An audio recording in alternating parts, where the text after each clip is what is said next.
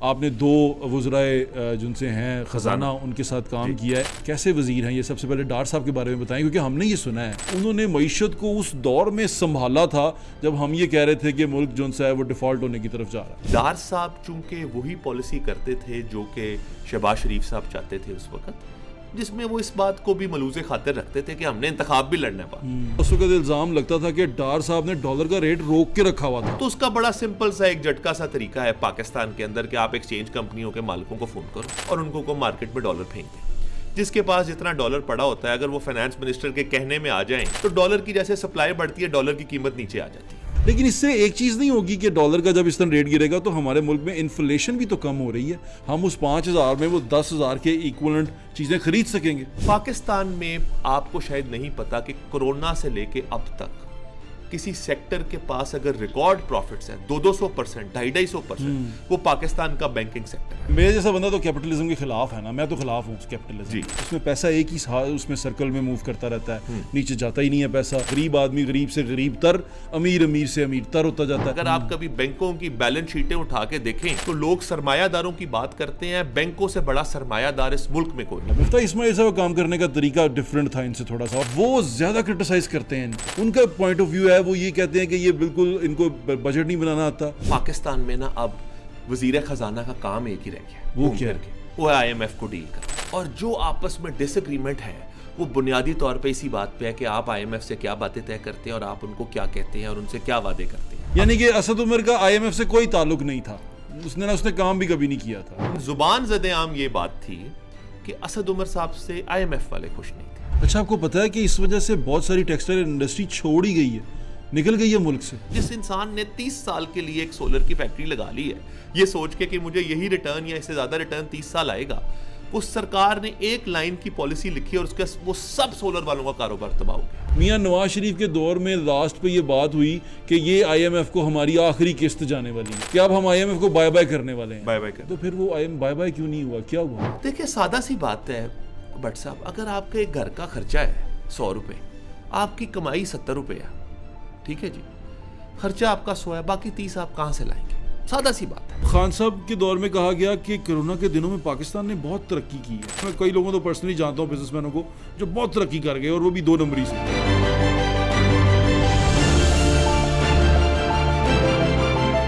अस्सलाम वालेकुम, मेरा नाम है ज़ुहैब भट्ट और आप देख रहे हैं दिल की बात ज़ुहैब भट्ट के साथ। अभी पिछले कुछ हफ्ते पहले बजट आया है, फेडरल गवर्नमेंट का भी और पंजाब गवर्नमेंट का भी बजट आता रहता है। और हर बार मैं भी जब जाके गलियों में सड़कों पे शोज़ करता हूँ, मैंने एक शो किया है, वो आप अगले हफ्ते में देखेंगे, बल्कि अगले से पिछले हफ्ते में आप देख आए होंगे, ताजरों के साथ एक शो किया जिसमें हमने ये जानने की कोशिश की कि ये बजट कैसा है। और यकीन माने कोई एक सिंगल ताजर भी ऐसा नहीं था जिसने ये कहा हो कि ये बड़ा अच्छा बजट आया, हमें बड़ा मज़ा आया, हम बड़े अच्छे रहे हैं। इवन कि सड़कों के ऊपर गलियों में पेट्रोल की कीमत भी आहिस्ता आहिस्ता गिर रही है, कम होती जा रही है, लोग फिर भी परेशान हैं और कहते हैं कि ये क्या बजट है, हमें समझ नहीं आया। ये बजट का गोरख धंधा मैं भी कभी समझ नहीं सका, क्योंकि जो प्रेजेंट करते हैं बजट वो कहते हैं कि यार ये तो भाई बड़ा ही अवाम दोस्त बजट है और इससे अच्छा बजट नहीं हो सकता। लेकिन ऑपोजिशन के लोग कहते हैं ये तो खूनी बजट है, इसने तो खून चूस लिया। और यही जब ऑपोजिशनें जो ही हुकूमत में जाती हैं तो इसी तरह का बजट अवाम दोस्त पेश करती हैं, और जो ऑपोजिशन में बैठे हुए लोग हैं जो पहले हुकूमत में होते हैं वो कहते हैं ये तो बड़ा खूनी बजट है।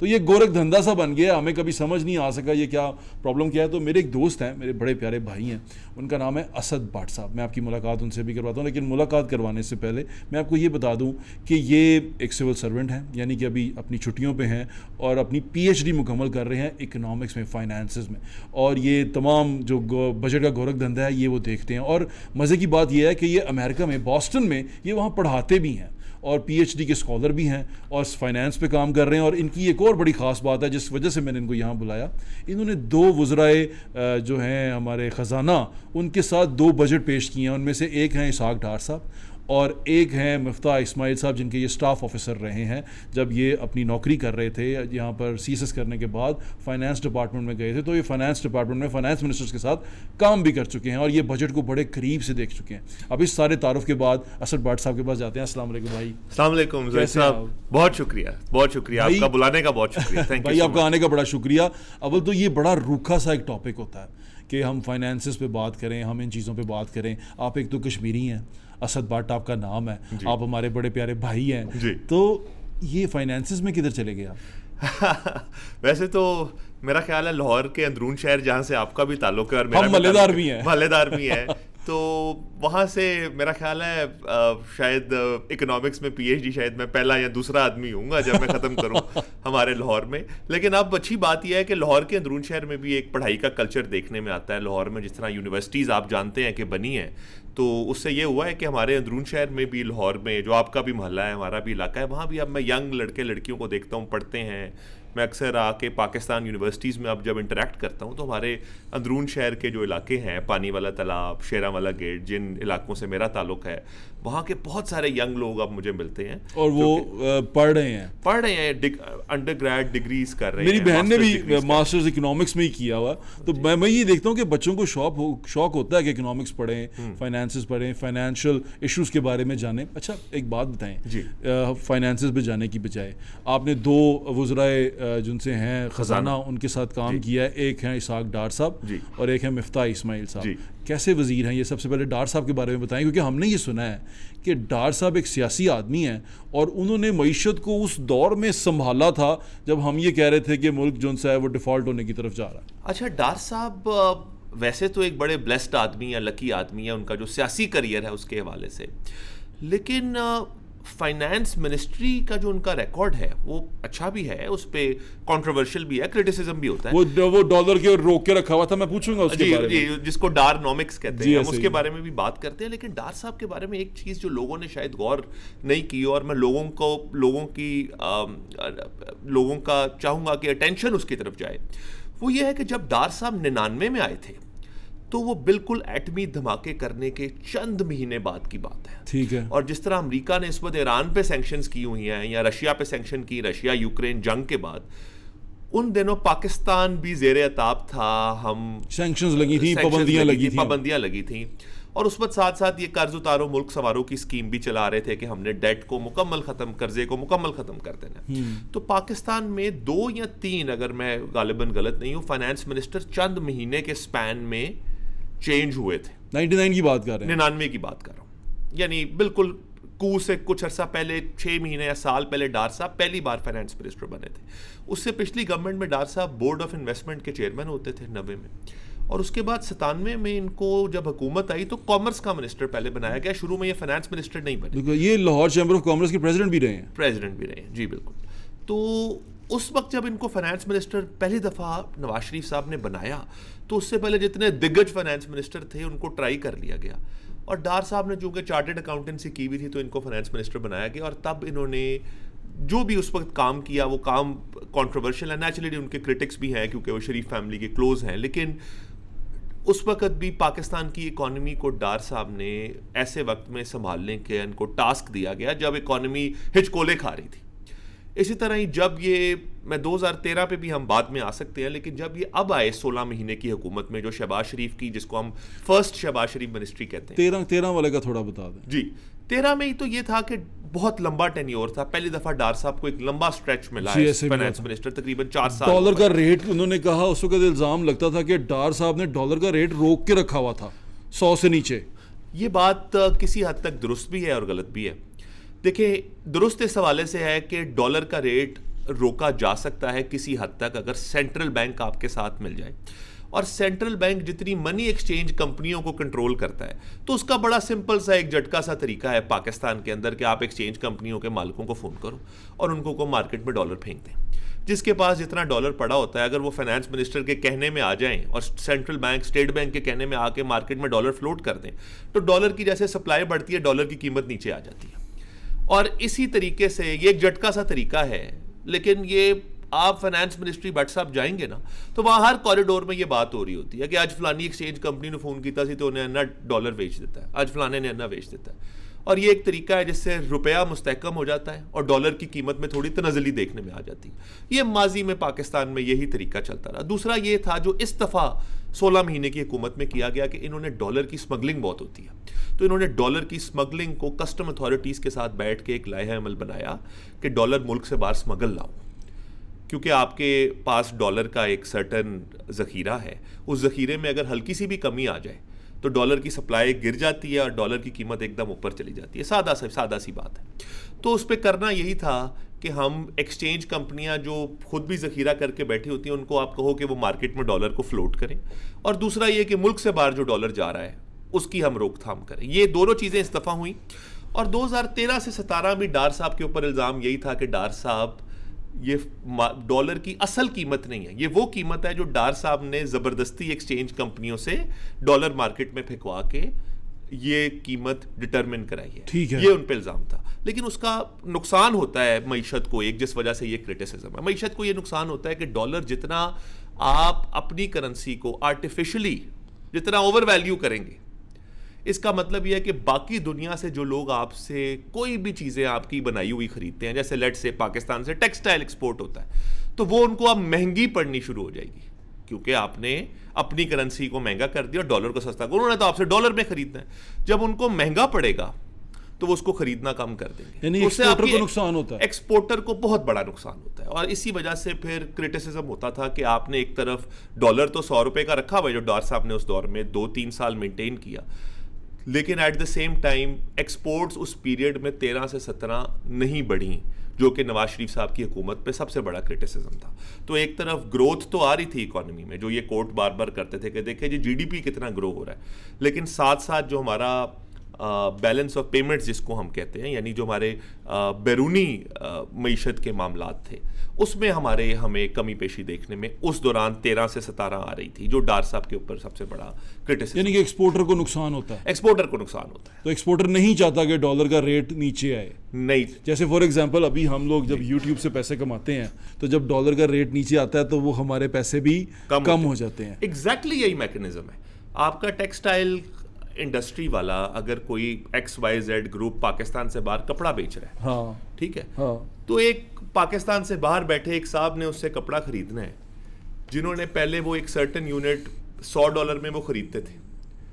अब डॉलर की कीमत जब गिर गई तो उसी $100 में अब वो कम चीज खरीद पाएंगे। Yes. तो उनको होगा कि यार हम पाकिस्तान से क्यों खरीदें भाई। पहले अगर फॉर एग्जांपल $100 कन्वर्ट हो रहे थे आपके 10,000 में, 10,000 में, तो अब वो $100 कन्वर्ट हो रहे हैं 5,000 में, तो हमारे पास तो 5,000 आया। लेकिन इससे एक चीज़ नहीं होगी कि डॉलर का जब इस तरह रेट गिरेगा तो हमारे मुल्क में इन्फ्लेशन भी तो कम हो रही है, हम उस 5,000 में वो 10,000 के इक्वलेंट चीज़ें खरीद सकेंगे। ऐसा नहीं है क्या? ऐसा नहीं है, ऐसा नहीं है। किसी हद तक ऐसा है भी। अगर तो आपकी मईशत के अंदर डॉलर को इस्तेमाल करके माजी में चीज़ें बनाई जा रही होती, फिर तो आप कहते हैं कि जी डॉलर की कीमत ऊपर या नीचे जाने से आपकी अपनी भी इन्फ्लेशन इफेक्ट हो रही है, लेकिन ऐसा नहीं है। बल्कि पाकिस्तान के अंदर तो जो माजी में मामलात रहे हैं, वो माजी में पाकिस्तान में तो यही मामलात रहे हैं कि हमारी पूरी मईशत डॉलर की कीमत के साथ इस हद तक ज़रूर मूव करती है कि आपकी दो चीज़ें, एक तो आप तेल डॉलर में इंपोर्ट कर रहे हो, दूसरा आपकी मईशत के अंदर कर्जे जितने हैं वो डॉलर में डिनोमिनेटेड है। यानी इस वक्त पाकिस्तान का 130 अरब डॉलर के पाकिस्तान के बैरूनी कर्जे जी ऐसे जो हमने पूरी दुनिया को देने हैं। अब वो आपने जो उसके ऊपर सूद अदा करना है वो आपने डॉलर में अदा करना है। डार साहब की उसको नीचे रखने की या किसी भी वजीर खजाना को उसको नीचे रखने की सिर्फ सादी सी वजह ये होती है कि जी हमने सूद ना बढ़ जाए, सूद हमने चूंकि डॉलर में देना है, डॉलर जितना महंगा होगा हमारा सूद उतना ही बढ़ेगा। तो उस हवाले से इनडायरेक्टली उसका महंगाई के ऊपर इफेक्ट आता है, क्योंकि अगर सरकार बहुत बड़ा तेल के ऊपर, तेल महंगा होगा, अगर डॉलर महंगा होगा, तेल महंगा होगा तो पूरी मईशत के अंदर महंगाई आ जाएगी। तो उस तरह इनडायरेक्टली उसका इफेक्ट ज़रूर है, और उसी वजह से कोशिश ये की जाती थी कि डॉलर को नीचे रखा जाए। लेकिन जितने इस पे मुआशी एक्सपर्ट हैं या मुआशी साइंसदान हैं, वो सारे कहते हैं कि इसको ना छेड़ो। पूरी दुनिया में अब जितनी लिबरल मईशत के ऊपर बात की जाती है, जो अमेरिका के अंदर भी मईशत है, जो निज़ाम ज़र जिसको आप कहते हैं ना, कैपिटलिज्म, वो पूरी दुनिया में कहता है कि मार्केट्स को आप खुला छोड़ दो, हुकूमत का कोई किरदार नहीं है मंडियों के अंदर, मार्केट के अंदर की हुकूमत आए। मेरे जैसा बंदा तो कैपिटलिज्म के खिलाफ है ना, मैं तो खिलाफ हूँ कैपिटलिज्म। जी जी, मुझे तो उसके साथ तकलीफ है कैपिटलिज्म से। उसमें पैसा एक ही उसमें सर्कल में मूव करता रहता है, नीचे जाता ही नहीं है पैसा, वो एक सर्टन क्लास के अंदर रह जाता है। गरीब आदमी गरीब से गरीब तर, अमीर अमीर से अमीर तर होता जाता है। तो यहाँ पर एक प्रॉब्लम है। अब वो मैं इसकी छोटी सी एग्जाम्पल देता हूँ। फॉर एग्जाम्पल एक बसंत का सीज़न आया जी, ये ज़रा गौर कीजिएगा मेरी बात पे। बसंत का सीज़न आया, बसंत के सीज़न में हमने क्या देखा कि बहुत महंगी गुड्डी बिकी, बहुत महंगी, और जिनके पास पैसे थे उन्होंने खरीदी, बहुत महंगी गुड्डी खरीदी। अब वो क्या हुआ कि वो पैसा वहां से फ्लोट किया नीचे, उन्होंने पैसा निकाला है और वो पैसा माड़े आदमी में फ्लोट हुआ है, वो नीचे पूरा मार्केट में फैला है। उसमें जो रक्शे वाला, किराए वाला, आने जाने वाला, बत्तियों वाला, म्यूजिक वाला, वो इवन चने वाला, इवन जो खाना लगा रहा है, जो केटरिंग कर रहा है, केटरिंग वाला, वो पैसा सब में ट्रांसफर हुआ। उसने नीचे फिर जब इन लोगों में गया अमीरों से पैसा निकल के, तो इन लोगों ने जब अपनी ज़रूरियात की चीज़ें खरीदी, वो और ज़्यादा फ्लोट हुआ। इकॉनमी एकदम से हिल गई थी। बसंत के एक इवेंट से लाहौर शहर के अंदर सिचुएशन बहुत बेहतर हो गई थी। तो ये ऐसे पैसे को तो फ्लोट करना चाहिए ना, आपका ऊपर से पैसा नीचे आना चाहिए, मुल्क के अंदर ही फ्लोट करना चाहिए। वो करता नहीं है इसमें कैपिटलिज्म में। वो क्यों नहीं करता? हमारे पास कोई परफेक्ट कैपिटलिज्म भी भट्ट साहब नहीं है। मैं उसकी वजह बताता हूँ। अमेरिका में, अमेरिकी अगर तारीख देखे ना, तो मैं ये हमेशा आर्ग्यू करता हूँ कि वहाँ पे ये निज़ाम ज़र कैपिटलिज्म जिसको आप कहते हैं, जिस पे अमेरिका पे पूरी दुनिया में क्रिटिसिज्म है, जब स्पेशली जब रशिया और अमेरिका दो ब्लॉक थे तो वो सारे मार्क्सिस्ट थे, ये कैपिटलिस्ट थे, पूरी दुनिया में यही जंग चलती रही तकरीबन, जिसको कोल्ड वॉर कहते हैं, 40-50 साल। जी ऐसा ही है। अमेरिका के अंदर कैपिटलिज्म का निज़ाम मुकम्मल तौर पे बाद में राइज हुआ और वहाँ पे बैंकिंग और फाइनेंशियल सिस्टम पहले बना, और ये मैं वसूख से आपको बात कह रहा हूँ। और वो बना दो चीज़ों से। एक, उन्होंने इदारे बनाए, यानी बैंकारी के जितने इदारे हैं, जिसमें उन्होंने फेड बनाया जो उनका सेंट्रल बैंक है, उसके नीचे फिर प्राइवेट कमर्शियल बैंक बने। और दूसरा, उन्होंने इन इदारों के और साथ साथ जो प्राइवेट इदारे थे उनके छोटे छोटे रूल्स बनाए कि किन कवानीन के तहत ये इंस्टीट्यूशंस चलेंगे। ठीक है जी। पाकिस्तान में अब मैं आपको छोटी सी बात बताता हूँ। गरीब आदमी की वेजेस इस मुल्क में गिर रही हैं, महंगाई ऊपर जा रही है, लेकिन आपको ये बात पता है कि पाकिस्तान में कोई भी इदारा प्रॉफिट्स जिस दौर में नहीं भी कमाता ना, तो उस दौर में सबसे ज़्यादा प्रॉफिट सिर्फ हमारा बैंकिंग सेक्टर कमाता है। उसकी क्या वजह है? उसकी सादा सी वजह है, आपने कल अमेरिका में कारोबार शुरू कर रहे हैं या यूरोप के किसी मुल्क में कारोबार शुरू करना है, तो ये तसव्वुर ही नहीं है कि आप अपनी जेब से पैसे लगाएंगे। आपने सिर्फ आइडिया लेके जाना है और दूसरी चीज एफर्ट लेके जानी है। मैं तो गरीब आदमी, मैं तो अपने पैसे ही लगाऊंगा। आपसे मुराद कोई भी पाकिस्तान अगर उसने जाना है तो वो 20-30%, 40% जो भी उस मुल्क के बैंकारी के निज़ाम के कवानीन हैं उसके मुताबिक वो अपनी जेब से लगाएगा। बाकी पैसा वो बैंक से लेगा, लोन लेगा कारोबार करने। उसने गाड़ी खरीदनी है तो उसको मोर्गेज कहते हैं, पूरी दुनिया में मोर्गेज पे गाड़ी खरीद, आप महीने की किस्तें दे रहे हो, गाड़ी की मालकाना हकूक आपके पास है। ये कवानीन बन चुके हैं। लेकिन असद भाई, ये कवानीन हमें गुलाम नहीं बना देते, हम बाउंड हो जाते हैं, चक्की में पिस जाते हैं। अब वो हमसे उस मॉर्गेज के ऊपर एक एक्स्ट्रा पैसे ले रहा है, जैसे फॉर एग्जांपल आप कहते हैं इंटरेस्ट कहते हैं, जैसे आप कोई सूद कहते हैं, मुख्तलिफ ज़ुबानों में उसको मुख्तलिफ नाम देते हैं। वो हमसे इंटरेस्ट कमा रहा है। इसका मतलब ये हो जाता है कि बैंक हमें कोई अल्लाह वास्ते नहीं दे रहा, बैंक ने हमें पैसा दिया, हमने कमाना है बैंक के लिए। अब अपने लिए तो कमाना ही कमाना है, हमने बैंक के लिए भी कमाना है। लेकिन ज़ोएब भाई, उससे हुआ क्या? मैं आपको आसान चीज़ से समझाता हूं। जी। आपने लेट्स से आप ऐसे आदमी हैं जिसकी आमदन ज़्यादा है और खर्चा कम है। जी ठीक है। आपने ऊपर के पैसे एक बैंक के अंदर जाके सेव कर दिए। जी ठीक है।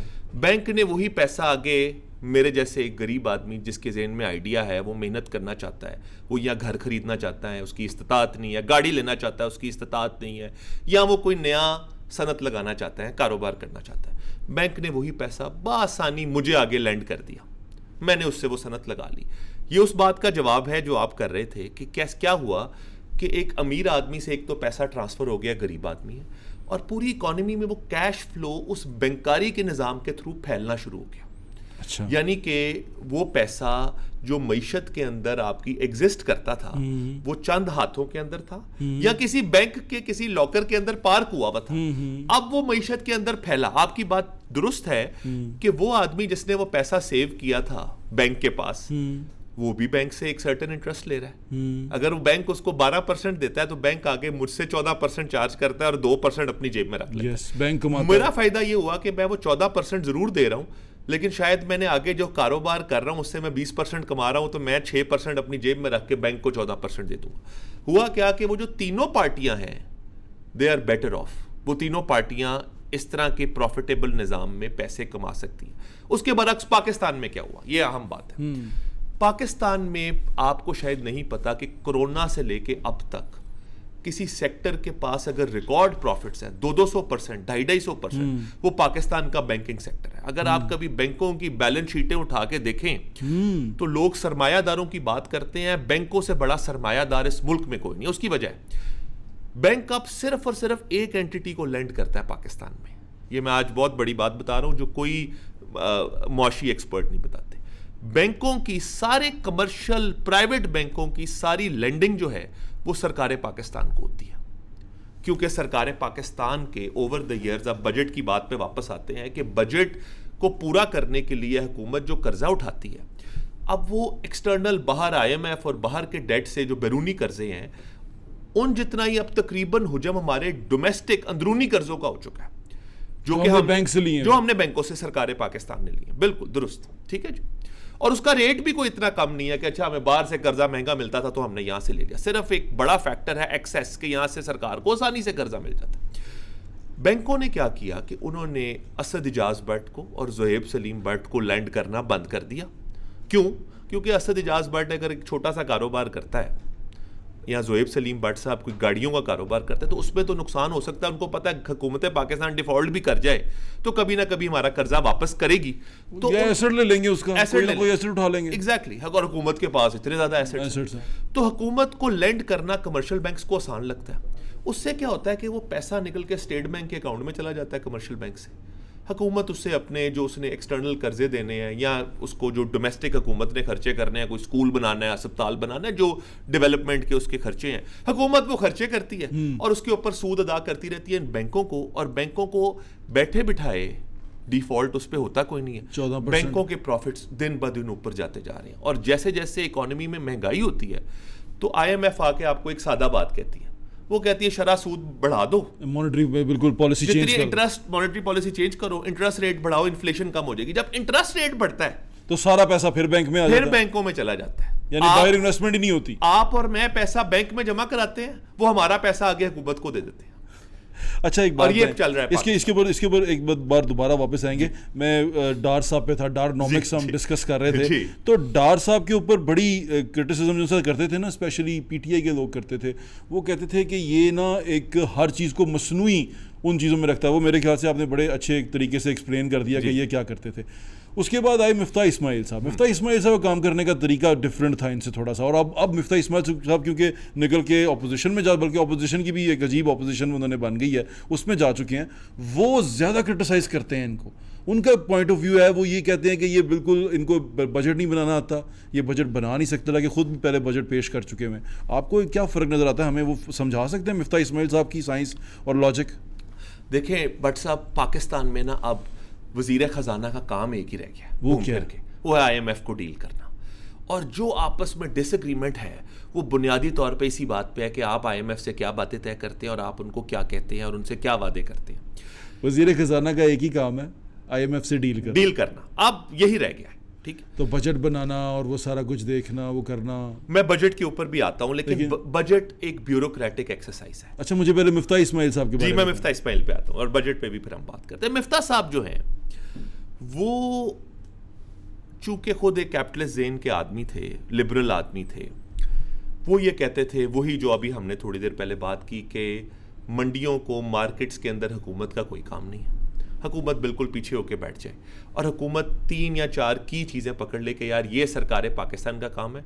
Business is not the job of the government. Government कारोबार नहीं करती, ना हम कारोबार में जाएंगे, ना हम मार्केट्स को बहुत ज़्यादा रेगुलेट करेंगे कि वीट की मार्केट को हमने रेगुलेट करना है, कॉटन को, इंटरनेशनल ट्रेड को, वगैरह वगैरह। और ये सारा इसहाक डार साहब की ऑपोजिट पॉलिसी है। हाँ, डार साहब तो अभी मैंने आपको डारनॉमिक्स समझाई कि वो तो डॉलर से लेके हर कमोडिटी को चाहते हैं गवर्नमेंट होल्ड करे, गवर्नमेंट कंट्रोल करे, ओन ना करे, कंट्रोल करे। यानी कि आप और मैं अगर प्राइवेट कारोबार कर रहे हैं तो हुकूमत पॉलिसी के थ्रू आपके और मेरे कारोबार को कंट्रोल करे। क्योंकि वो ये कहते हैं कि इस मईशत में अगर आप चीज़ों को खुला छोड़ देते हो तो डॉलर हमारे मुल्क से बाहर जाना शुरू हो जाता है। और हमारा बुनियादी मसला फॉरेन एक्सचेंज रिजर्व का है कि हमारे पास डॉलर कितना है, डॉलर होगा तो हम उससे तेल खरीद सकेंगे। डार साहब की ये आइडियोलॉजी। और मिफ्ता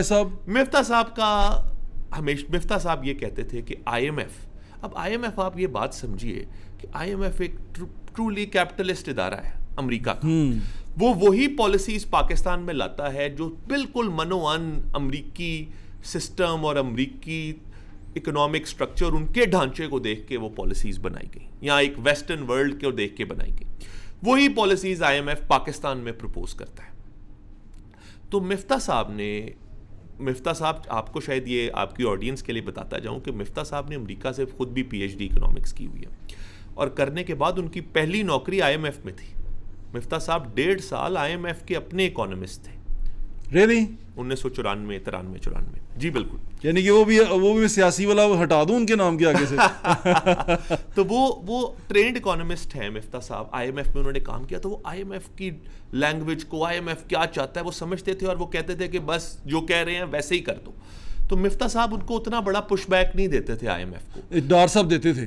डार साहब जब आए तो डार साहब तो फिर उनको बहुत बड़ा पुशबैक देते, बहुत पुशबैक देते थे। इसी वजह से आपको याद होगा कि जब 2022 के दिसंबर में पाकिस्तान डिफॉल्ट कर रहा था, तो वो स्टाफ लेवल एग्रीमेंट पे आपको याद होगा पूरा मीडिया, हर बंदा 6 महीने बात करता रहा। मैं उस वक्त मिनिस्ट्री ऑफ फाइनेंस में डार साहब के साथ ही काम करता था। तो उस वक्त यही था कि आईएमएफ 21 कंडीशनैलिटीज लेके आई, हमने उसमें से 12, 13, 14 पूरी कर दी। कुछ का ताल्लुक, जी मुझे याद है वो फिर भी माजी में बट साहब पता क्या होता था, 24 के करीब थी वो, 24 के करीब थी। हाँ। माजी में ये होता था कि आईएमएफ आती थी ना, तो वो कहते थे कि यार सिर्फ नीयत विखा दो, सानू प्रोग्रेस विखा दो, असी पैसे दे देंगे, ठीक है। अब आईएमएफ के पास भी कोरोना के बाद इतने ज़्यादा मुल्क आना शुरू हो गए कि उनके पास पैसे कम थे और मांगने वाले ज़्यादा थे। तो आईएमएफ ने भी पिक एंड चूज स्टार्ट कर दिया कि यार जड़ा सारी कंडीशंस पूरी करेगा उन्होंने भी पैसे मिलेंगे। तो उन्होंने 21 की 21 कंडीशनों पे वो लड़ पड़े कि भाई 20 भी नहीं, 19 भी नहीं, 21 पूरी करोगे तो पैसे मिलेंगे। और उसमें से 3-4 कंडीशंस ऐसी थी जिन पर डार साहब का एफबीआर के हवाले से, टैक्सेस के हवाले से, जिस पर डार साहब एग्री नहीं करते थे। और स्पेशली एक बड़ा डिसएग्रीमेंट ये भी था कि आप जानते हैं कि पाकिस्तान में मुआशी पॉलिसी की एक इलेक्टोरल रेलेवेंस भी है। इन सारी जमातों ने बाद में जाके इंतखाब भी लड़ना होता है। अब डार साहब चूंकि वही पॉलिसी करते थे जो कि शहबाज शरीफ साहब चाहते थे उस वक्त, जिसमें वो इस बात को भी मलूज़े खातिर रखते थे कि हमने इंतखाब भी लड़ना है, बात लोगों के सामने भी जाना है। तो उसमें वो कहते थे कि अगर हम कुछ ऐसा करते हैं, आईएमएफ तो हर दफ़ा आपको कहती है कि इन्फ्लेशन ऊपर जा रही है, आप उसको कंट्रोल ना करें, महंगाई ऊपर जा रही है, जाने दें। आईएमएफ ये कहती है कि अगर बिजली की कीमत बढ़ानी है, तेल की कीमत बढ़ानी है तो बढ़ाओ, उससे महंगाई ऊपर जाती है, जाने दो। अमीर आदमी को महंगाई फेस करने दो, गरीब आदमी को बेनजीर इनकम सपोर्ट प्रोग्राम के थ्रू पैसे दे दो। ये आईएमएफ का हमेशा कहना है। अच्छा, यानी कि बेनजीर इनकम सपोर्ट को सपोर्ट करने की बड़ी वजह आईएमएफ भी है। सबसे बड़ी वजह इस वक्त आईएमएफ है। इस बजट में भी सबसे बड़ी allocation Benazir income support programme की बड़ी है जी। और उसकी वजह वो आईएमएफ की रिक्वायरमेंट है। आईएमएफ कहती है जो सबसे ज्यादा लोएस्ट स्लैब का कंज्यूमर है उसके लिए उसके लिए थोड़ी सी बिजली इन्होंने सस्ती रखी हुई है, लेकिन वो भी वो कहती है कि हुकूमत खुद ना दे, वो टेक्सटाइल सेक्टर से क्रॉस सब्सिडी लेके टेक्सटाइल वालों को थोड़ी सी बिजली महंगी देते हैं और उसके थ्रू जो 250 यूनिट से कम वाले कस्टमर हैं उनको बिजली सस्ती दी जाती है और उसका जो पैसे का डिफरेंस है वो टेक्सटाइल वालों से लिया जाता है। अच्छा, आपको पता है कि इस वजह से बहुत सारी टेक्सटाइल इंडस्ट्री छोड़ ही गई है, निकल गई है मुल्क से। उसकी वजह निकल गई है, बांग्लादेश चली गई है। बांग्लादेश चली गई तो है। ये पॉलिसी तो हमारे मुल्क के खिलाफ है। असल में हमारे ताजर को भी ये आदत नहीं है कि वो थोड़ा सा भी स्ट्रेस बर्दाश्त करे। वो जो ही स्ट्रेस में आता है वो बाहर चला जाता है। मसला भट्ट साहब ये है, आपने लाहौर में और पूरे पंजाब में तो मैंने ये चीज़ देखी है, ये हाउसिंग सोसाइटीज़ जो इतनी बनी है इसके ऊपर इतनी गुफ्तगू होती है। ये सारा पैसा वो है, कल मैं लाहौर में एक जगह बैठा था तो वहाँ एक साहब बात कर रहे थे, वो कहते हैं लाहौर में जितनी कॉफ़ी शॉप्स और रेस्टोरेंट बने हैं ना, ये सारे वो हैं जो ये यंग लड़के लड़कियां वो हैं जिनके सबके बापों और माओं के पास टेक्सटाइल का पैसा है या ये टेक्सटाइल मिलों वालों के बच्चे हैं। और ये बात ट्रू है, आप लाहौर में किसी कॉफ़ी शॉप को उठा लें, उसका मालिक का बाप किसी ना किसी फैसलाबाद में टेक्सटाइल का मालिक होगा। इसी तरह ही हाउसिंग सोसाइटीज़ को भी आप देख लें तो उसमें टेक्सटाइल का बहुत पैसा गया। उसकी वजह यही है कि पाकिस्तान में ये जो प्रॉफिट कमाया गया ना टेक्सटाइल से, अब पूरी दुनिया में, जापान में, चाइना में, अमेरिका में, जहाँ जहाँ सनतकारी हुई वहाँ प्रॉफिट्स जो हैं वो वापस लगाए गए सनत के अंदर, जिससे उन्होंने मजीद सनत के लिए लैंड खरीदा, मजीद मशीनरी खरीदी, लेबर हायर की, एक्सपैंड करते गए। हमारे यहाँ सनत से पैसा निकाल के किसी और में लगा दिया। आज भी आपको एक बड़ी वजह बताऊं कि सनतों में, पाकिस्तान की सनतों में 1960s की मशीनरी काम कर रही है। वो मशीनरी इतनी ज़्यादा एनर्जी इंटेंसिव है, जैसे एक गाड़ी आप 60s की गाड़ी आज भी चला रहे हो तो वो कितनी गैस खाएगी। सिंपल सी मैथ है। वो जब इतनी गैस खाती है तो आप हुकूमत का जाके गिरेबान पकड़ लेते हो कि जी बिजली सस्ती करो। हुकूमत इनको एक सादा सी बात कहती है कि तुसी मशीना क्यों नहीं नवी लै लेंदे।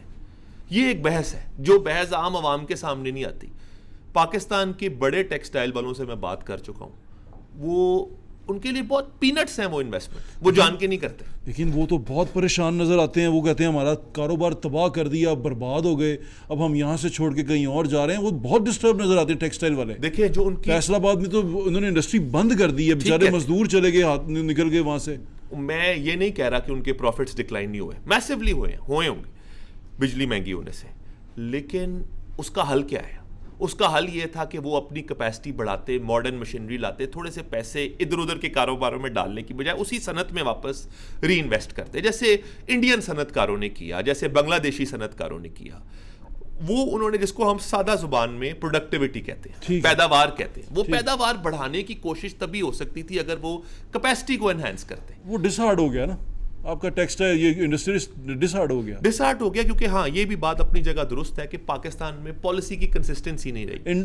हमारा वो क्या कहते हैं ट्रस्ट डेफिसिट हो गया और हुकूमत कंसिस्टेंटली उनसे लड़ भी रही है। फिर बहुत दफा ऐसा भी हुआ कि हुकूमत ने उनसे बड़े बड़े प्रोमिस किए, टैक्स की रिबेट्स के, किसी ना किसी सब्सिडी के, लेकिन बाद में हुकूमत ने नहीं दी। 2017 में कोई 18 बिलियन की अरब की एक सब्सिडी नवाज शरीफ साहब ने उनसे फाइनलाइज की थी। आई थिंक वो टैक्स रिबेट थी या सब्सिडी थी, लेकिन वो भी आज तक टेक्सटाइल वाले कहते हैं, मुझे नहीं पता कि वो बात सच है कि नहीं, कि टेक्सटाइल वाले कहते हैं हमें आज तक वो पैसे, एप्टमा वाले कहते हैं कि नहीं मिले। तो पाकिस्तान में हमने भी, सरकार ने भी सनतें बननी नहीं दी।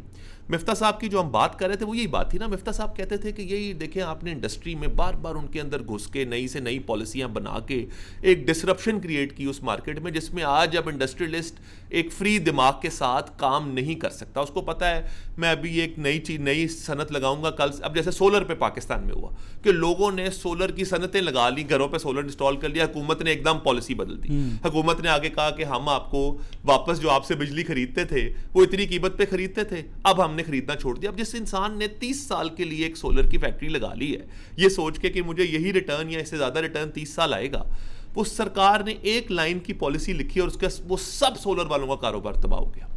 अब पाकिस्तान में जिसको आप ट्रस्ट डेफिसिट कह रहे हैं वो यही है कि यार कल को सरकारों का पाकिस्तान में कोई भरोसा नहीं है, एक लाइन लिखेंगे हाँ, और हम अरबों रुपया लगा देंगे और उसके बाद हम वापस बैठ एक एसआरओ आता है और तबाह कर देता है सारा कुछ। जो आपने बजट में बताया, अभी भी जो बजट हम बात कर रहे थे, मैं ताजरों से बैठा बात कर रहा था, वो कहते हैं भाई ये तो सारा साल आना है, ये तो अभी आया है, इसके बाद फिर आता रहेगा।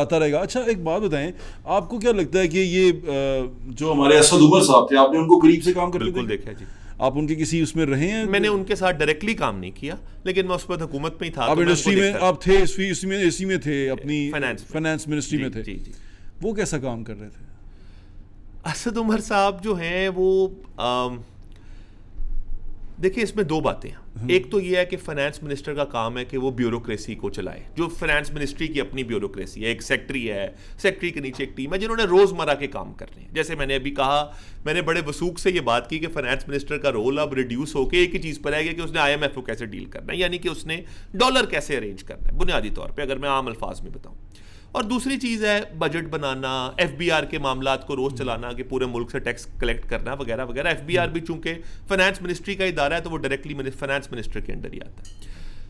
अब जो ये रोजमर्रा के काम है ना, ये वजीर असद उमर हो, मिफ्ता इस्माइल हो, इसाक डार हो या आप और मैं हो, वो रोजमर्रा के मामलात चूंकि ब्यूरोक्रेसी चलाती है, ब्यूरोक्रेसी सेम रहती है। वो मैक्सिमम आप ऊपर का एक सेक्रेटरी तब्दील कर दोगे, अपनी मर्जी का सेक्रेटरी ले आओगे, फाइल ने उसी तरह चलना है, उसी फाइल पे वही पुरानी नोटिंग होनी है, उसी नोटिंग से पॉलिसी के डिसीजंस लिए जाने हैं, फैसले होने हैं, वो चीज़ें नहीं बदलती। हाँ, जहाँ तक IMF की बात है तो ज़ुबान ज़दे आम उस वक्त बात ये होती थी, मैं उन मीटिंग्स में चूंकि उस वक्त मैं उनके साथ डायरेक्टली काम नहीं कर रहा, खुद नहीं बैठता था, लेकिन ज़ुबान ज़दे आम ये बात थी कि असद उमर साहब से IMF वाले खुश नहीं थे।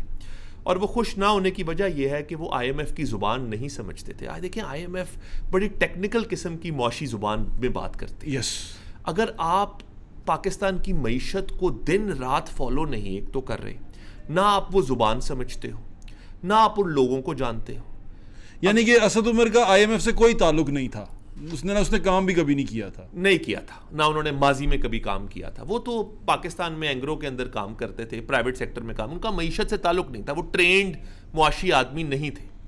तो इमरान खान साहब उस पर इतना ट्रस्ट क्यों कर गए? इमरान खान साहब इसलिए ट्रस्ट कर गए कि ये बहुत बड़ा पाकिस्तान में मसला है कि लोग ये समझते हैं कि चूंकि फाइनेंस मिनिस्ट्री है तो इसको बैंकर भी चला सकते हैं, इसको जो कॉरपोरेट सेक्टर में काम करते हैं सारे इसको चला सकते हैं, या जिस बंदे ने कोई बड़ा कारोबार चलाया है वो आप पूरे मुल्क का कारोबार भी चला सकता है, जबकि ऐसा नहीं है। स्पेशली अब विद IMF, चूंकि वो एक ज़ुबान बोलते हैं, आपको वो ज़ुबान समझ आना बहुत ज़रूरी है। मुझे ये उस दौर में पता था कि असद उमर साहब चूंकि वो ज़ुबान में नहीं बात करते थे, तो IMF ने 2 चीज़ें उस वक़्त की थी। पहले उन्होंने एक पाकिस्तानी आदमी जो IMF में काम करते थे, रज़ा बाकिर, जी ऐसे ही है, उनको गवर्नर स्टेट बैंक लगाया। उन्होंने कहा चलो एक बंदा साढ़े को आ गया जो साड़ी ज़बान समझदा, जिहदे नाल असीं गल कर सकते। फिर IMF ने क्या उनके से ये करवाया कि आप ऑटोनोमस कर दें स्टेट बैंक को? IMF ने करवाया था वो भी एक PFM एक्ट आया और उसके अंदर ये कहा गया, ये पाकिस्तान के अंदर असल में बहुत सालों से होना चाहिए था, पूरी दुनिया में, अमेरिका में भी है कि स्टेट बैंक ऑटोनोमस होता है। वो उस फाइनेंस डिपार्टमेंट की रिपोर्टिंग नहीं स्टेट बैंक की होती। अच्छा। स्टेट बैंक का गवर्नर फाइनेंस मिनिस्टर को रिपोर्ट नहीं करता। ठीक है। लेकिन डार साहब के दौर में 13 से 17 ऐसे ही था कि गवर्नर स्टेट बैंक रिपोर्ट करता था, कागज पे नहीं लेकिन वैसे रिपोर्ट करता था, क्योंकि डार साहब एक ताकतवर वजीर भी थे तो वो रिपोर्ट करते थे। इस दफा भी जब डार साहब वापस आए तो उस एक्ट के बनने के बाद वापस आए जिसमें स्टेट बैंक को ऑटोनोमस कर दिया गया था, लेकिन फिर भी गवर्नर स्टेट बैंक डार साहब की मर्जी के बगैर फैसले नहीं कर सकते। वो तो डार साहब का अपना रोब दबदबा पड़ा हुआ था ना सियासत की वजह से, और वो उसमें एक बिल्कुल वो एक प्राइम मिनिस्टर के करीब है, उनके रिश्तेदार हैं, बड़े सियासतदान हैं, स्ट्रॉन्ग फाइनेंस मिनिस्टर हैं। तो गवर्नर स्टेट बैंक को भी पता था कि भाई मैंने भी नौकरी बचानी है, तो मैंने इनके साथ रह के अच्छे ताल्लुक करके बचानी है। ठीक है। तो और ये वाले जो गवर्नर स्टेट बैंक है, ये एक प्रमोटी गवर्नर स्टेट बैंक है। ये यानी एक खुद भी ट्रेंड इकोनॉमिस्ट नहीं थे, लेकिन ये स्टेट बैंक की सर्विस से असिस्टेंट डायरेक्टर, डिप्टी डायरेक्टर बनते तो इसका मतलब इनसे भी IMF खुश नहीं था, ये जो अभी वाले से? नहीं, इनसे खुश थे लेकिन मैं डार साहब के 16 महीने की बात, अच्छा ठीक है, उसमें IMF से डार साहब ही बात करते थे। गवर्नर स्टेट बैंक आप समझ लें कि उनकी डायरेक्ट कोई बहुत ज्यादा IMF से लाइन नहीं थी, वो मीटिंग्स में बैठते थे। लेकिन असद उमर के दौर में उन्होंने कहा कि गवर्नर स्टेट बैंक, चलो तुमने वजीर नहीं बदलना तो तुम गवर्नर स्टेट बैंक हमारा दे दो। वो पहले रजा बाकिर को लाए, फिर बाद में आहिस्ता आहिस्ता, क्योंकि खान साहब की शायद शुरू में रेजिस्टेंस होगी तो वजीर बदलना उनके लिए इतना आसान नहीं था, लेकिन जब IMF ने मजीद पुश किया तो फिर उन्होंने हफीज शेख साहब को लाए। और ये हफीज शेख भी वही हैं जो माजी में IMF के अपने एम्प्लॉय थे, मुशर्रफ साहब के दौर में भी वजीर रह चुके थे। तो फिर IMF ने PTI के दौर में ये किया कि अपने ही दोनों बंदे पाकिस्तान की 2 टॉप मुआशी पोस्टों के ऊपर ला के लगा दिए, जिनका उनको लगता था कि भाई ये हमारी बात समझते हैं, जो रोज़मर्रा के हमारे टारगेट्स हैं, ये रोज़मर्रा के वो टारगेट्स पाकिस्तान में इंश्योर करेंगे कि पूरे हों। क्या ये अच्छी बात है? नहीं, देखिए अब हमारा कंट्रोल अपनी मईशत के ऊपर से खत्म हो चुका है। डोनर, अच्छा पाकिस्तान में 2 चीज़ें हुई हैं वैसे। जब 2005 में बट साहब ज़लज़ला आता है ना पाकिस्तान में, तो पाकिस्तान में पूरी दुनिया के डोनर पाकिस्तान में आ जाते हैं। जी आ जाते हैं, ठीक है। वर्ल्ड बैंक आ जाता है, USAID आ जाता है, ऑसएड आ जाता है। वो पहले उधर अर्थक्वेक के वाले जो इलाके थे वहाँ पे वो अपना काम शुरू करते हैं। उसके बाद वो पूरे मुल्क में रीबिल्डिंग शुरू कर देते हैं, हेल्थ में काम कर रहे हैं, एजुकेशन। तो USAID ने बहुत काम किया, बहुत पैसा आया पाकिस्तान में। अच्छा, उस वक्त IMF का रोल कम था और वर्ल्ड बैंक और इन इदारों का रोल पाकिस्तान में ज़्यादा था। अब पिछले कुछ अरसे में जब पाकिस्तान, IMF के पास हमारा 24वां प्रोग्राम है, हम 88 से रेगुलर जा रहे हैं IMF के पास, लेकिन पहले जिसको हम पाकिस्तान में बूम बस्ट साइकिल कहते हैं ना कि मईशत 3 साल ग्रो करती है फिर 3 साल बुरे होते हैं, वो बूम बस्ट साइकिल अगर पहले 3 या 4 साल का था ना, वो 2 साल का हुआ, अब वो 6-8 महीने या 1 साल का रह गया पाकिस्तान। हर 8 महीने बाद आपकी खुशहाली आती है, फिर 8 महीने बुरे आ जाते हैं, और यही पाकिस्तान में। तो उस वजह से अब IMF के पास ज़्यादा रेगुलर जाना शुरू हो गए। तो अब हुआ ये कि जो माजी में पाकिस्तान में सियासी लोग बातें करते थे ना कि यार ये तो पूरा मुल्क डोनर चला रहे हैं, पॉलिसी डोनर बनाते हैं, सारी मईशत डोनर चलाते हैं, वो डोनर अब कम रेलेवेंट रह गए, इररेलेवेंट हो गए बल्कि। और स्पेशली जब USAID अब ट्रंप साहब ने ख़त्म कर दी तो उनकी कहानी बिल्कुल ख़त्म हो गई, क्योंकि USAID मेन प्लेयर था। लेकिन आईएमएफ इंक्रीजिंगली पाकिस्तान में हमारे डॉलर के इशू की वजह से, यहाँ कर्जों के इतने ऊपर जाने की वजह से, या तेल की कीमतें महंगी होने की वजह से आईएमएफ बतदरीज ज्यादा रेलेवेंट होता गया और पेनिट्रेट करता गया। इसलिए अब जितनी मॉनेटरी पॉलिसी है वो सब आईएमएफ है। यानी कि कुछ अर्सा पहले एक बात चल रही थी कि भाई हमारे दो हमने सियासी देखे थे वज़ीर, लेकिन आपने कहा वो मुझे दूसरा कभी वो रह चुके, मुफ्ती इस्माइल साहब भी मुलाजिम रह चुके हैं आईएमएफ के, तो उनको भी मैं सियासी नहीं कहूँगा, लेकिन जो इसहाक डार के अलावा मेरे ख्याल से कोई हमने सियासी वज़ीर ख़जाना नहीं देखा। ऐसा है? ऐसा बिल्कुल दुरुस्त है। तो ये अगर आईएमएफ ने ही हमारा सारा कुछ करना है, मियां नवाज शरीफ के दौर में लास्ट पे ये बात हुई कि ये आईएमएफ को हमारी आखिरी किस्त जाने वाली है जी, यू रिमेंबर? बिल्कुल हुई कि अब हम आईएमएफ को बाय बाय करने वाले हैं। बाय बाय कर, तो फिर वो बाय बाय क्यों नहीं हुआ, क्या हुआ वो? देखिए सादा सी बात है भट्ट साहब, अगर आपके घर का खर्चा है 100 रुपये, आपकी कमाई 70 रुपये है, ठीक है जी, खर्चा आपका 100 है, बाकी 30 आप कहाँ से लाएंगे? सादा सी बात है। मईशत को समझना कोई मुश्किल बात नहीं है। आप वो 30 मुख्तलिफ लोगों से इकट्ठे करेंगे। पाकिस्तान वो 30 कहाँ से इकट्ठे करता है? चलें ये मैं बताता हूँ। पाकिस्तान वो 30 ऐसे इकट्ठे करता है कि पाकिस्तान उसमें कुछ कर्जे लेता है आईएमएफ से, जिसको हम कहते हैं मल्टीलैटरल डेट, क्योंकि ये मल्टीलैटरल इदारे हैं, ये किसी एक मुल्क के इदारे नहीं है, मल्टीलैटरल इंस्टीट्यूशन है। जैसे आईएमएफ, माजी में हम पेरिस क्लब एक था जो बहुत सारी यूरोपीय डेवलप्ड कंट्रीज़ का एक क्लब था, वो मिल के कर्जे देते थे, उसको हमने अब मुकम्मल पाकिस्तान से फारिग कर दिया। अब हम सिर्फ बुनियादी तौर पे हमारा मल्टीलैटरल डेट जो आईएमएफ है या कुछ वर्ल्ड बैंक है। दूसरा है हमारा बायलैटरल डेट, जिसको हम कहते हैं हमारे दोस्त ममालिक, जिसमें सारे गल्फ कंट्रीज़ हैं। गल्फ कंट्रीज़ हमें ये कहते हैं तेल देते वक्त कि यार तेल ले लो, ऐसे पैसे हले ना देना, वही कर्जा है। हाँ, आपने $2 बिलियन का तेल ले लिया क्योंकि आपको कर्जा चाहिए क्यों है इन द फर्स्ट प्लेस? तेल ही मंगवाने के लिए। सबसे बड़ी कमोडिटी जो हम इंपोर्ट कर रहे हैं वो तेल ही है। तो हम कहते हैं अच्छा अगर ये तेल ही हमें उधार पे मिल रहा है, जिसको हम डेफर्ड ऑयल पेमेंट कहते हैं, तो तेल अगर उधार पे मिल रहा है तो इसका मतलब है हमें कर्जा लेने की अब ज़रूरत नहीं है। तो वो एक फॉर्म ऑफ कर्जा जो बायलैटरल से हमें आता है, चाइना से सीपैक के अंडर आता है, इन मुल्कों से आता है हमें तेल की सूरत में, ये हमारा बायलैटरल। तीसरा हमारा है कमर्शियल डेट, जिस तरह अभी हम चाइना के साथ, आपने शायद देखा होगा, पांडा बॉन्ड एक फ्लोट किया हमने, पाकिस्तानी बॉन्ड चाइनीज मार्केट में बिका है और उससे हमने पैसा उठा लिया चाइना से। या हम पहले यूरो बॉन्ड करते थे यूरोपियन मार्केट के अंदर, ठीक है जी। ये जो बॉन्ड्स हैं हमारे पाकिस्तान के, इन बॉन्ड से भी पैसा आता है, यानी कमर्शियल, बायलैटरल और मल्टीलैटरल डेट से हमें पैसा आता है, वो हम ऊपर के 30 रुपए इकट्ठे करते हैं, ठीक है जी। अब मसला पाकिस्तान के अंदर यही है कि हम लोकली भी अपने गुड्स कंज्यूम कर रहे हैं और इम्पोर्टेड गुड भी कंज्यूम कर रहे हैं, ठीक है। उस इम्पोर्टेड गुड्स से हमारा एक बैलेंस ऑफ पेमेंट का क्राइसिस आता है कि जितना डॉलर हमारे पास है उससे हमें ज़्यादा चाहिए इम्पोर्ट के लिए। ये तो पिछले 4 सालों में अल्लाह रखे हमारे बैरूनी पाकिस्तानियों को, जो एक्सपैट्रिएट्स पूरी दुनिया में डायस्पोरा रहता है, उन्होंने इतनी रिकॉर्ड रेमिटेंसेस की हैं। हालांकि वैसे मुझे एक बात से एतराज़ था कि तहरीक इंसाफ की जब हुकूमत थी तो वो ये कहते थे कि ये पैसा ये लोग पाकिस्तान को नहीं इमरान खान को दे रहे हैं क्योंकि उस पर भरोसा करते हैं, ये पैसा मुल्क में इसलिए आता है। खान साहब के बाद जाने के बाद उसमें और ज़्यादा रिकॉर्ड तेज़ी आई है। ये मैं आपको वसूख से बात कह रहा हूँ, आप रेमिटेंसेस का रिकॉर्ड देखें, वो सारा रेमिटेंस डॉलर में या फॉरेन करेंसी में होता है। पाकिस्तान की पिछले 3 साल में मईशत, जो अब हम कहते हैं 17-18 बिलियन पे हमारे रिजर्व्स चले गए हैं, वो सारी मईशत बाहर बैठे हुए ओवरसीज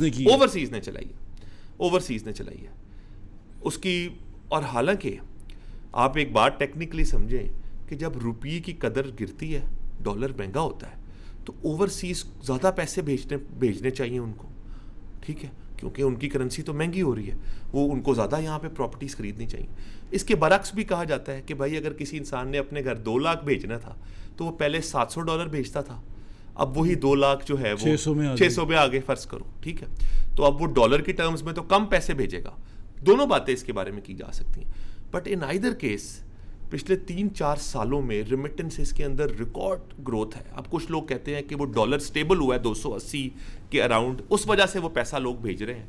उस पर आप दोनों तरफ की, जैसे मैंने कहा, बातें कर सकते हैं। इकोनॉमिक्स में एविडेंस भी दोनों तरह का मौजूद है, लेकिन असल बात यही है कि पाकिस्तान की इकोनॉमी के अंदर ट्रस्ट बढ़ा है पिछले 2-3 साल में, मेरी नज़र। अच्छा, जब ये 2000 जब इमरान खान साहब प्राइम मिनिस्टर थे, कोरोना का टाइम चल रहा है, ये 2020 के बाद की बात है, मतलब 20 से 21 की बात है ये, बल्कि उससे पहले कि 19-20-21 का टाइम ले लें आप। तो खान साहब के दौर में कहा गया कि कोरोना के दिनों में पाकिस्तान ने बहुत तरक्की की है पाकिस्तान ने रिकॉर्ड काम किया है, बिज़नेस भी किया। मैं कई लोगों को पर्सनली जानता हूँ बिजनेसमैनों को जो बहुत तरक्की कर गए, और वो भी 2 नंबरी से, 1 नंबरी से नहीं। यानी कि वो ये कह के कि माल नहीं आ रहा, ये वो हो रहा है, ये चाइना का नहीं है, उन्होंने गलत बेची चीज़ें 2 नंबरी करके उन्होंने कोरोना के दिनों में बहुत सारे लोगों ने बहुत प्रॉफिट कमाया। तो ये कोरोना के दिनों में हमारी तरक्की वाकई हुई थी? कोरोना में एक ही चीज़ से तरक्की हुई। आप ठीक कह रहे हैं कि 2022 का साल जो था, खान साहब के पहले 3 सालों में जो जीडीपी की ग्रोथ थी, यानी मईशत की, पूरी मईशत की जो पैदावार है, उसमें 1 साल नेगेटिव ग्रोथ थी 3 सालों में, और एवरेज ग्रोथ होगी पहले 3 साल की 2 से 3%, 3.5% होगी।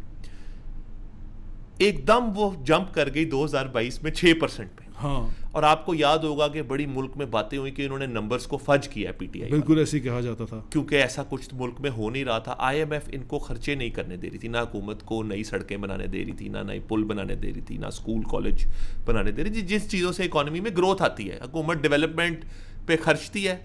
पाकिस्तान में सबसे बड़ी प्लेयर गवर्नमेंट ही है आज भी, प्राइवेट बिजनेस तो हमने बनने नहीं दिया। हुकूमत पैसा खर्चती है तो इकॉनमी में पैदावार होती है, जीडीपी ग्रोथ आती है। सिंपल रूल है। पीएमएलएन वालों पे इनका यही क्रिटिसिज्म है कि हर दफ़ा आते हैं, सड़कें ब्रिज बनाते हैं, बाद में कहते हैं जी देखो हमारे दौर में 5% ग्रोथ थी, जबकि डॉलर मुल्क से निकल जाता है और इकॉनमी में ये बहुत बुरी इकॉनमी अगली हुकूमत के लिए छोड़ के जाते हैं। इमरान खान साहब हमेशा यही कहते हैं। लेकिन इस दौर में ये हुआ पीटीआई के उस वक्त के 6% ग्रोथ आ गई, लेकिन वो खाली पाकिस्तान में नहीं हुआ। अमेरिका में, कनाडा में, जहाँ जहाँ हुकूमत, पूरी दुनिया में हुकूमतों ने ये किया। एक ही मॉडल चल रहा था कोरोना में कि जो लोग घर बैठे थे या अनएम्प्लॉयड थे या जिन लोगों के कारोबार बंद हो गए थे, हुकूमत ने उनको घर बैठे हुए कैश हैंड आउट दिए थे, स्टाइपेंड दिया। लेकिन हमारे यहाँ तो नहीं मिला। हमें बहुत बड़ा स्टाइपेंड पाकिस्तान में सनतकारों को मिला। टर्फ, आपको याद होगा TERF, मुझे याद नहीं है वो क्या स्टैंड फॉर करता था, पर टर्फ के नाम से खान साहब ने एक प्रोग्राम स्टार्ट किया था जिसके अंडर पाकिस्तान में बड़ा पैसा दिया गया। मुझे उसके एग्जैक्ट नंबर्स याद नहीं है, पर टर्फ के अंदर गरीब लोगों को भी प्रोटेक्ट किया गया। फिर बिस्प की एलोकेशंस बढ़ाई गई। तो पाकिस्तान में भी कोरोना में कर्जे के नाम पे, टर्फ कर्जे पे पैसे दिए जा रहे थे कारोबारी लोगों को कि अच्छा आपका अगर किसी इंसान का 6 महीने से कारोबार बंद है तो वो कारोबार। तो फिर दूसरा एक चीज़ ये हुई 22 में कि बट साहब अगर आपका और मेरे इनकम थोड़ी नीचे गई थी तो कोविड में लोगों के खर्चे बिल्कुल ज़ीरो हो गए थे। ना सड़क पे गाड़ी चल रही थी, ना लोग रेस्टोरेंट्स में जा रहे थे। पाकिस्तान में लोग जिन चीज़ों पे पैसा खर्चते हैं वो कंजम्पशन इतनी गिर गई थी हाउस होल्ड लेवल पे कि हुकूमत की थोड़ी सी भी सपोर्ट जो थी ना, उसका मतलब ये था कि लोगों ने बहुत सारा पैसा सेव कर लिया। और वो पैसा लोग साल 1.5 साल से सेव कर रहे थे। सो मच सो कि लोग अपने बच्चों की स्कूलों की फीसें भी नहीं दे रहे थे। तो हाउस होल्ड लेवल पे, घरेलू लेवल पे पूरे मुल्क में हर क्लास ने, मिडल लोअर ने इतना पैसा सेव कर लिया था कोविड में कि जिस दिन पहली दफ़ा मार्केट्स खुली, अंग्रेज़ी में हम इसको इकोनॉमिक्स में कहते हैं पेंट अप डिमांड, कि वो डिमांड इतनी भर चुकी थी इकोनॉमी में कि वो बस फटने वाली थी। और वो एक दिन फटी। जैसे ही मार्केट्स खुली डिमांड फट गई, लोगों ने धड़ाधड़ परचेजिंग शुरू कर दी, कारोबारी लोगों ने भी और कंज्यूमर ने भी। जिसने गाड़ी खरीदनी थी उसने गाड़ी खरीदी, जिसने नई सनत लगानी थी उसने नई सनत लगाई, जिसने कपड़े खरीदने थे उसने फौरी तौर पे कपड़े खरीदे, जिसने किसी सिनेमा में मूवी देखनी थी उसने मूवी देखी। तो इतनी पेंट अप डिमांड थी इकोनॉमी में कि एकदम मईशत में जैसे ही खर्चा होना शुरू हुआ, कंज्यूम लोगों ने किया या इन्वेस्ट किया, तो एकदम जीडीपी ग्रोथ 6% पे चली गई। जिसको, और ये phenomena was not limited to Pakistan, America में इससे भी ज़्यादा 2022 में हुआ, चाइना में हुआ, इटली में हुआ, पूरी दुनिया में जो मईशतें जितनी ज़्यादा बुरी तरह कोरोना से हिट थी या जहाँ पे जितनी ज़्यादा अमवात हुई, उतनी ज़्यादा वहाँ पे ये पेंट अप डिमांड थी और उतनी ज़्यादा धड़ाधड़ इकोनॉमी में शॉपिंग की गई, जिसको हम स्पेंडिंग कहते हैं, वो की गई, खर्चा किया गया, जिससे 2022 का वो साल था क्योंकि उस वक्त सारी दुनिया में कोविड की रिस्ट्रिक्शंस लिफ्ट हो रही थी। तो बेयक वक्त पूरी दुनिया में, खाली पाकिस्तान में नहीं, एकदम ग्रोथ ऊपर चली गई। लेकिन उसी दौरान फिर रशिया यूक्रेन वॉर फरवरी 2022 में शुरू हुई और उसमें फिर दुनिया दोबारा, ये 3-4 महीने ये फिनोमिना रहा, लेकिन दोबारा दुनिया एक क्राइसिस में चली गई। बिल्कुल ठीक कह रहे हैं। अच्छा चलें इसको कंक्लूड करते हैं। ये बताएं, 3 वज़राए ख़जाना के मैं नाम लेता हूँ, इसहाक डार साहब, मिफ्ता इस्माइल साहब और असद उमर साहब। कंपैरेटिवली मेरे ख्याल से मिफ्ता इस्माइल साहब को माइनस कर देते हैं इसमें से कि वो सियासी आदमी नहीं थे जी। तो इसहाक डार साहब या असद उमर साहब? मैं तो ऑफ कोर्स इसहाक डार साहब, I will go with him. इसकी वजह क्या है? एक अगर आप मुझे 3 रीज़न बताएं कि why you want to go with Ishaq Dar. हाँ जी, एक तो ये कि पाकिस्तान में एक और चीज़ जो मैं भट्ट साहब आपको नहीं बता सका, आईएमएफ के साथ जो अब एक हमारा और बड़ा मसला बन चुकी है वो है privatisation.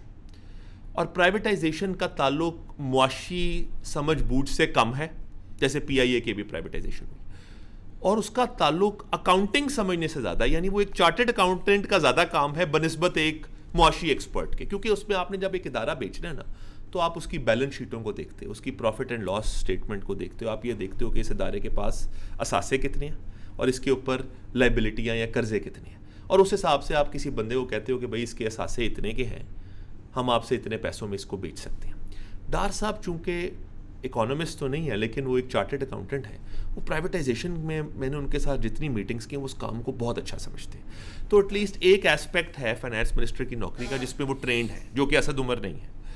Asad Umar chartered accountant नहीं है? नहीं, उन्होंने एमबीए किया हुआ है, सिंपल एमबीए किया हुआ है। दूसरी बात यह है कि डार साहब से ज़्यादा डिसिप्लिन्ड और मेहनती आदमी मैंने अपनी ज़िंदगी में नहीं देखा। एक आम से घराने से, लाहौर के अंदरून शहर से उनका ताल्लुक, और वो इतनी दफ़ा आप डिप्टी प्राइम मिनिस्टर बन गए, मल्टीपल दफ़ा फाइनेंस मिनिस्टर, कितने लोग बदल गए, पीएमएलएन की जो टॉप किचन कैबिनेट है, लेकिन वो उससे बाहर नहीं निकले। उसमें मैंने जो उनके करीब रह के देखा कि उनकी जो सुबह 7 से रात 11 बजे तक, आज भी वो इस एज में भी उतना ही काम करते हैं।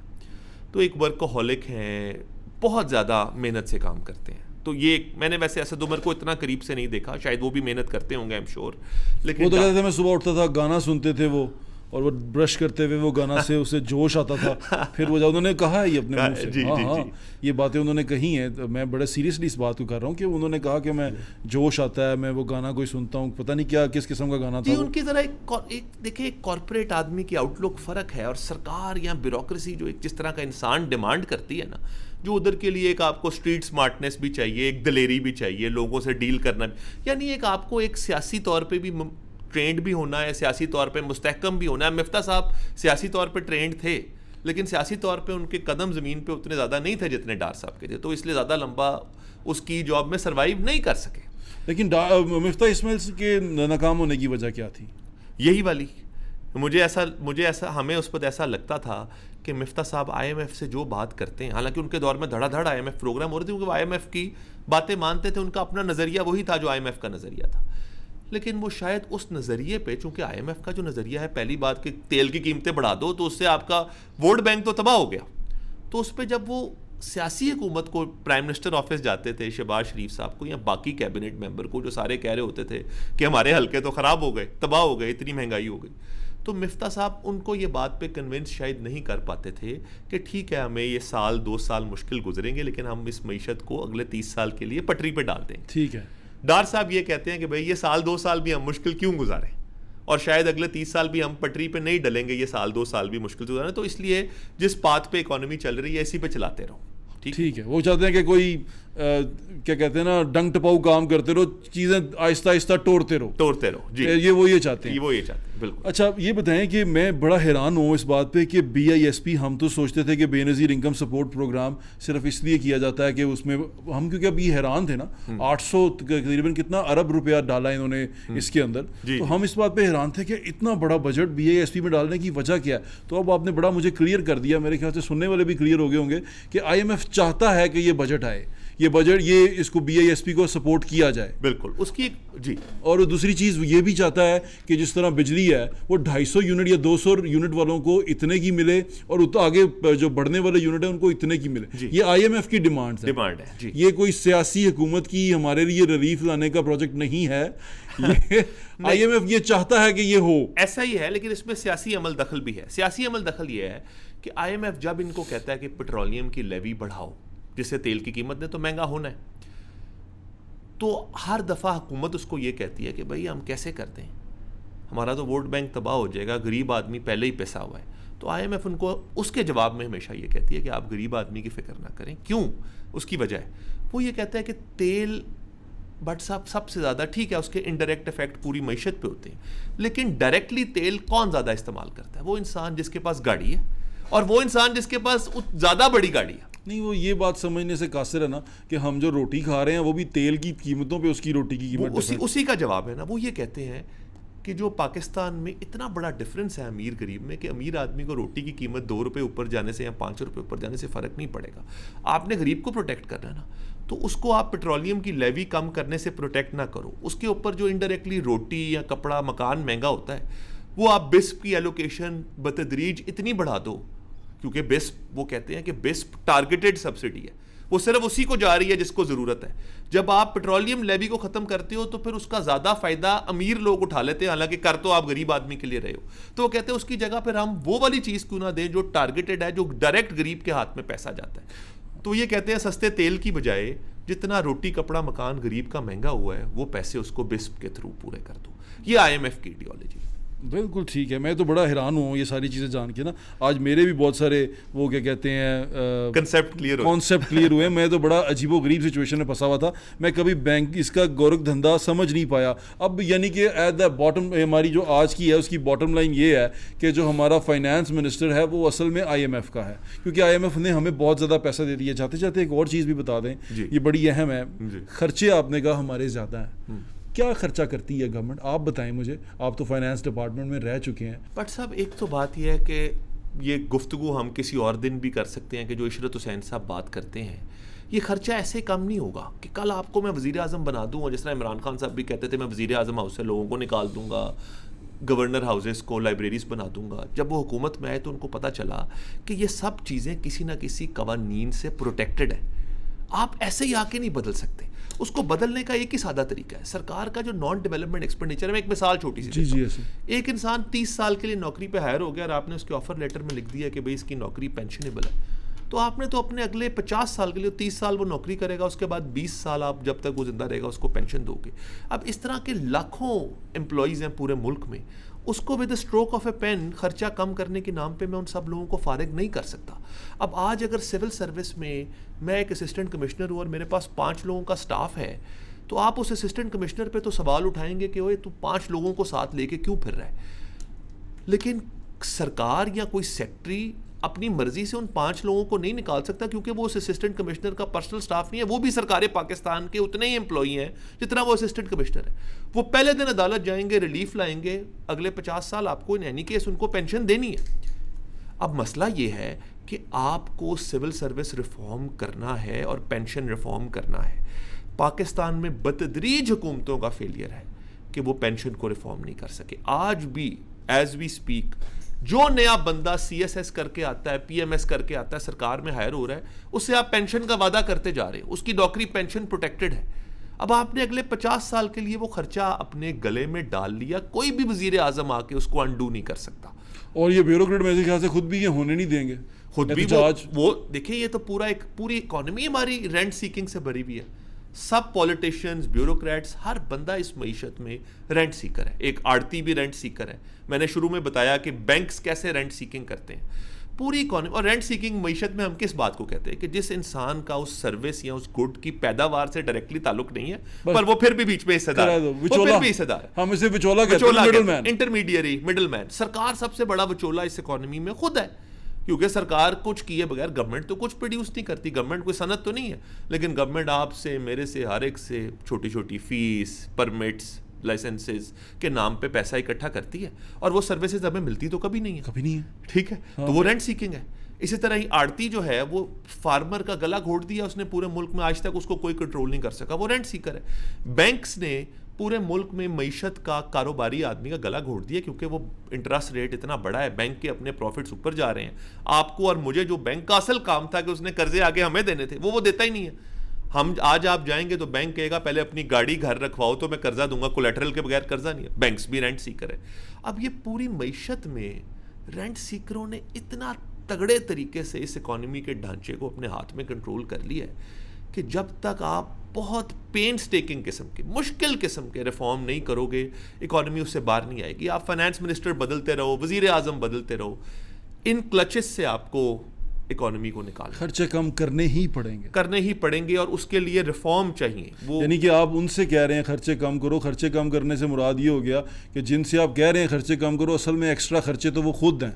एक्स्ट्रा खर्चे तो वो खुद है। वो एग्जैक्टली कैसे हमारे खर्चे कैसे कम हमारे करें? खर्चे बिल्कुल कम ठीक कह करें। रहे हैं आप। जी, आपका बहुत शुक्रिया असद इजाज़ भट्ट साहब, आप आए, आपने बड़ी खूबसूरत बातें की। मेरे ख्याल से मेरे दोस्तों को भी, जो सुनने वाले हैं, उनको समझ में आया होगा जो बातें मुझे समझने सीखने को मिली आपसे बात करके, कि आप माशाल्लाह अब PhD स्कॉलर हैं, आप अमेरिका में पढ़ रहे हैं और आप डॉक्टरेट कर रहे हैं इसी काम में, इकोनॉमिस्ट हैं आप, और इकोनॉमी को समझते भी हैं। आपने बहुत सारे वुज़राए ख़जाना के साथ बहुत करीब होकर काम किया, आपने हमसे वो भी सारी बातें शेयर की। मैं मुझे उम्मीद है आपको ये पसंद आई होंगी, कोई शेर हासिल गुफ्तगू हुई होगी। पॉइंट सादा सा है, खर्चा कम करेंगे अपनी आमदनी से तो ही हम तरक्की कर पाएंगे। ये बड़ी सिंपल इकोनॉमिक्स है, घरेलू इकोनॉमिक्स कह दें इसको। जब तक आपका खर्चा आपकी आमदनी से ज़्यादा है, आप कभी तरक्की नहीं कर सकते। आप इसी तरह भीख मांगते रहेंगे, उससे खर्चा कम करना है, सिंपल सी बात है। खर्चा कम जो ही आपने कर लिया, चीज़ें बेहतर हो जाएंगी। अभी तो सिर्फ जुगाड़ें चल रही हैं, फ़लाँ वज़ीर आता है वो जुगाड़ लगाता है, फ़लाँ वज़ीर आता है वो जुगाड़ लगाता है, किसी तरह कम टपाओ, साल टपाओ, 5 साल तक ले जाओ, अगले फिर आएंगे, फिर देखी जाएगी। तो यही इसी वजह से है कि अगला आने वाला पिछले वाले को रोता है, उसके बाद भी आगे जाने वाला उससे पीछे वाले को रोता है, तो हम पीछे को रोते ही रहते हैं और कभी हम आगे बढ़ नहीं पाते। ये एक सबसे बड़ा हमारा नुकसान है, जिस वजह से हम तरक्की नहीं कर पा रहे। अपना ख्याल रखिएगा, मुझे इंशाल्लाह फिर मुलाकात होगी। अल्लाह हाफ़िज़। पाकिस्तान हमेशा जिंदाबाद।